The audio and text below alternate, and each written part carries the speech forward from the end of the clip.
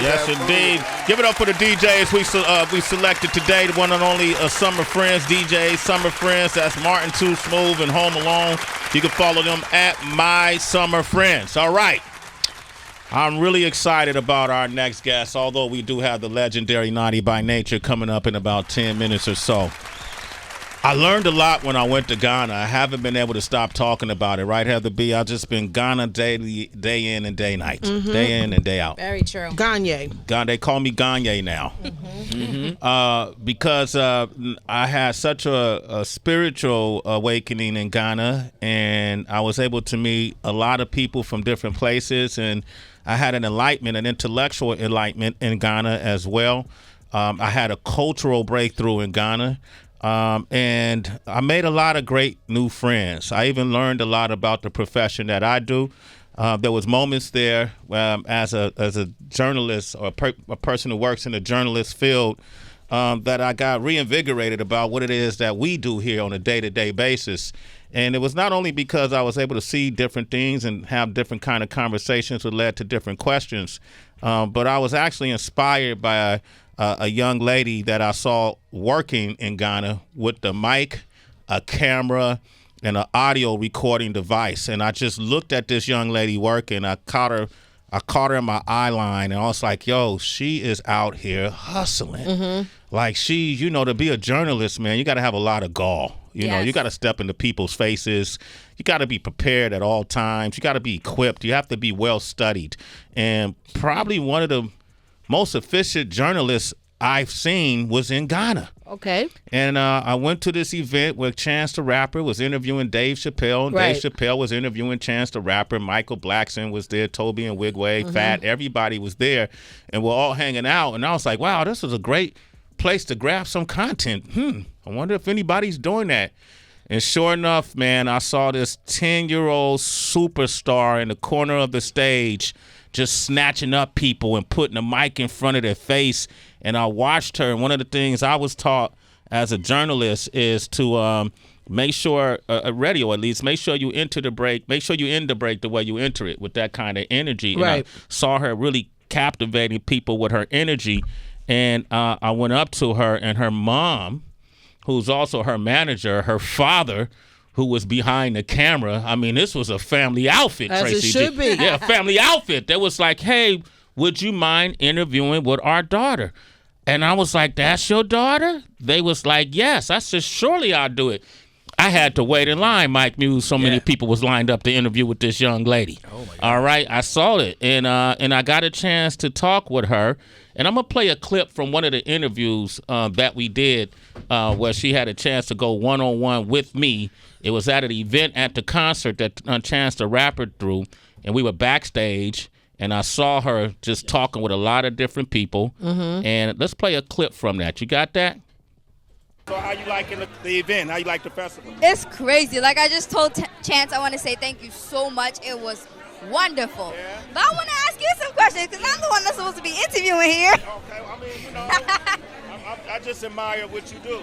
So I want to know, how's the experience been here at the Black Star Line Festival? It's been enlightening. It's been a game changer for me.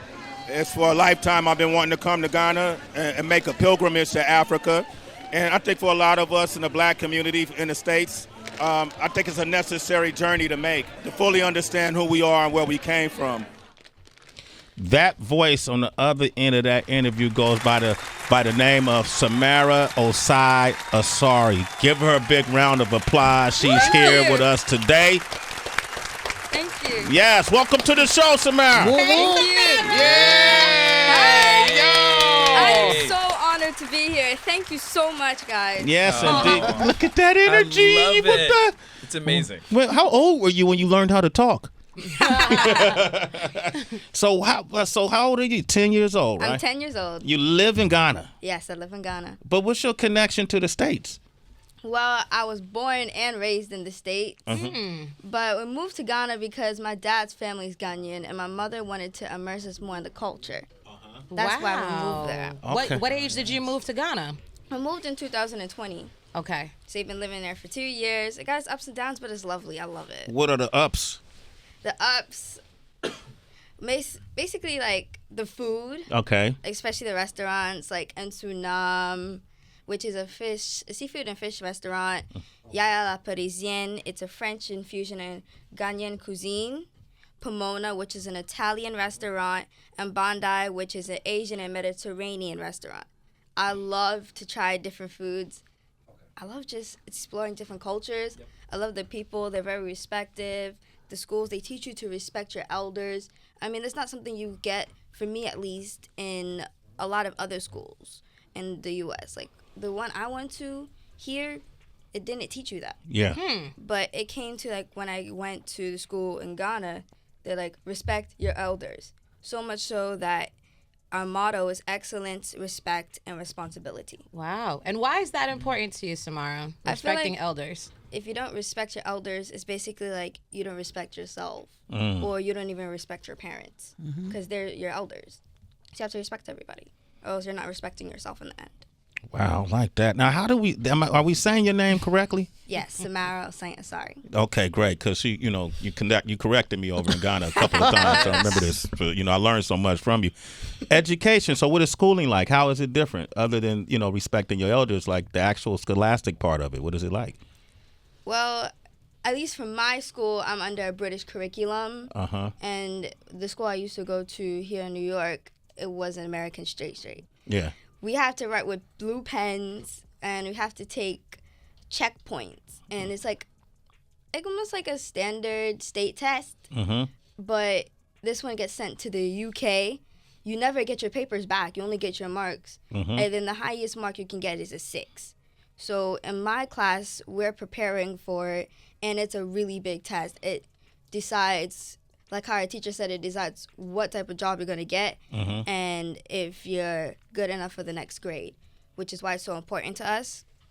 Maybe how the entire school is set up.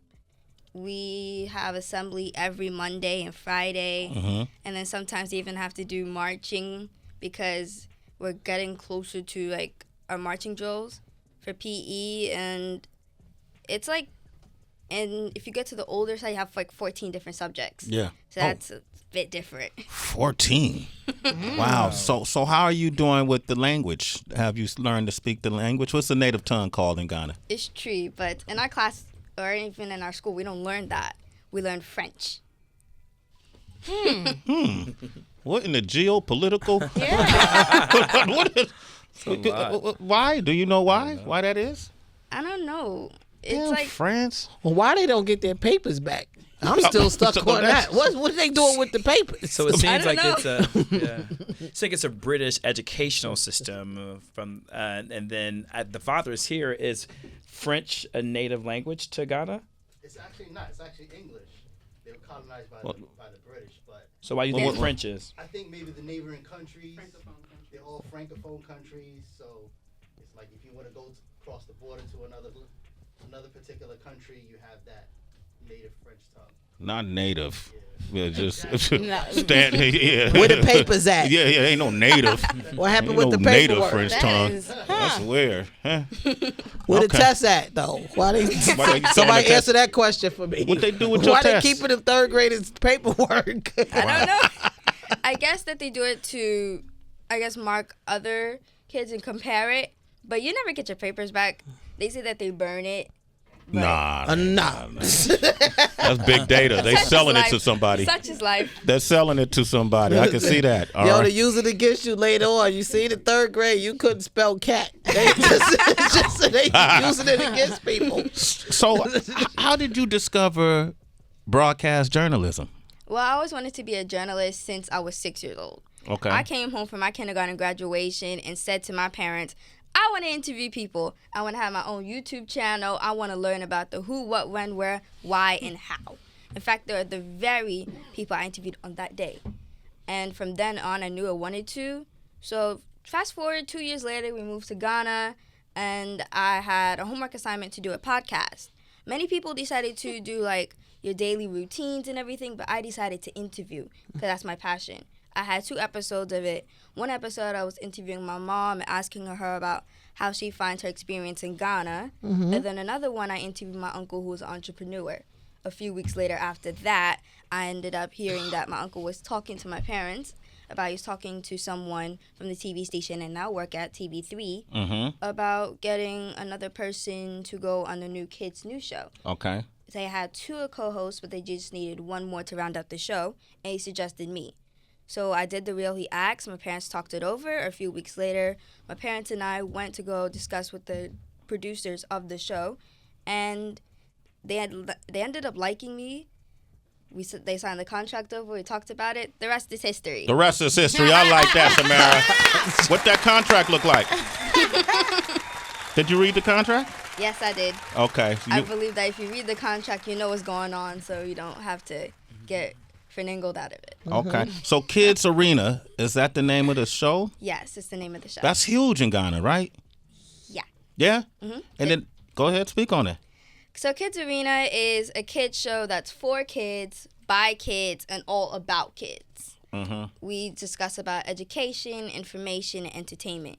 For the education, we invite people that study in robotics. For example, we had kids come on to program their robots to do many different things, like draw shapes or sizes of anything. And for the information, we have topics about, let's say, hygiene, how to prepare for exams, how to stay safe on the internet, because we want kids to have a lot of knowledge about these type of things. And for the entertainment, we highlight kids that are rappers, singers, dancers, musicians, poets, authors, because we want to inspire kids and say, you can do anything you want to as long as it's good. I keep looking at her and I'm like, You are forget you she's 10? 35? That's what I'm wondering, Samara. I'm like, if we wanted to create another you, right? Talk about your upbringing and like how your parents raised you, because you also have like a very extensive vocabulary at your age, and I don't think it's just school. What was your school like inside the home from your parents? My parents love to teach us. My parents are amazing writers. They love to read. They love to teach us a lot. We're a family that loves each other. We spend nights playing cards, or if not, our parents teach us new words. My mom especially was extensive on the vocabulary because she wanted me to learn more, because she saw my potential as being a great student. Because before I could read, I was, I think, in kindergarten. I didn't really know how to read. So my dad taught me the basics on how to read, and then eventually my mom saw that I was getting better at it. So she wanted to extend my vocabulary and my comprehension. So she introduced me to the book called The Alchemist by Paulo Coelho. Yes. It's by far my favorite book and author. At 10 years old, you read The Alchemist? Yes. 55-year-old rappers Oh are reading it God. for the first time now. I love books. So she introduced it to me actually when I was in first grade. And my vocabulary was extended, but I just need help with the comprehension. Yeah. So later on, fast forward, I'm 10 years old now, and I asked her, can I read it again? So she let me read it, and it's a beautiful book. I was able to not only extend my comprehension, but my vocabulary again. And now I look back at it, I want to say thank you to my parents so much, because they had increased everything. If it wasn't for them, I wouldn't be here right now, because they helped me when I felt like, oh man, I'm tired. They were like, Samara, you can do it. I know you can, because they saw my potential. So without them, without my parents, without my grandmother, without any of my family members that have been around me since I was born, I wouldn't be here to this day. I wouldn't be sitting here with you guys. So I got to give a big thank you to them. Yeah, man. So for kids your age, because you grew up in the States, I can say to you, for some kids, if you grow up in Brooklyn and you have to move to like the Bronx, they're devastated. I'm going to miss my friends. You're taking me to another world, but you literally moved to another world. Were you afraid? Was it easy to adapt? Were you scared you're going to miss your friends? Were they going to like you in school? I had those fears, and I was a little worried, because we're not talking about moving from Brooklyn to Brazil. Yeah, we're talking about moving from the United States to an entire different continent. Yeah. And I'm like, yo, I'm so scared, because I didn't know anything about it. But something in me said, Samara, you got to do it. And I, for one, like taking risks. Although, as long as I can be safe at it. I like taking risks. Wow, Samara. So Yo. when my mom said it, I was like, okay, I understand, because my dad's side of the family is Ghanaian, and she wanted to immerse us more in the culture, like I said earlier. So when we went there, we didn't take no trips, no visits. We went in there cold turkey. Went straight there. It was a bit different too, because where we have rainy season and dry season, no winter, no fall, no spring. Right. In fact, all we have is hot and hotter. That's it. Hot and hotter. I miss the snow winter, so much. Yeah. And I like rolling around in the snow. You can't walk around like a winter fashionista anymore. Right. Because you'll be sweating all the way. You can't do that though, Samara. No, Yo.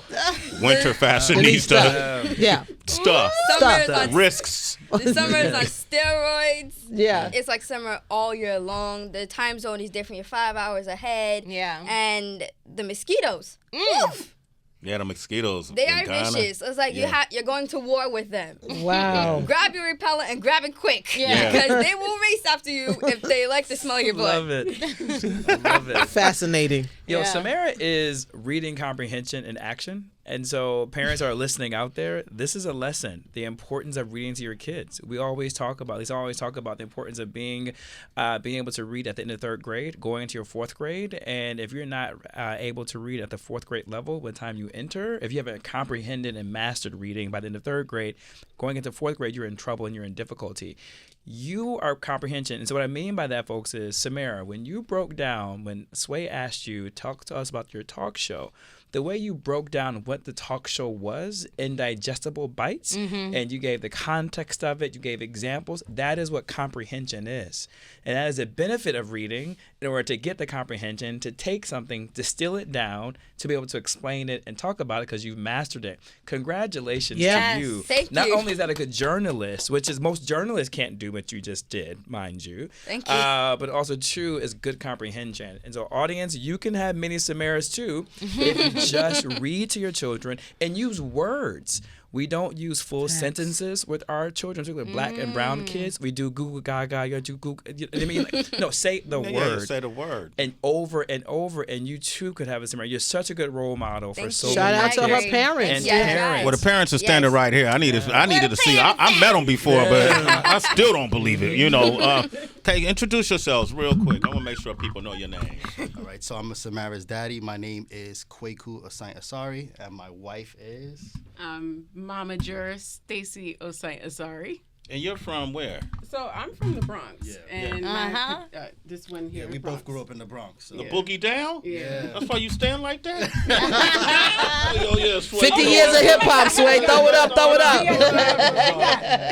What made y'all decide to move to Ghana? Like, That's a long story. That's Okay. a good one. That's a good one, though. oh, it's a good one. Yeah, Quick, she real did. quick. Okay, so I'll condense it.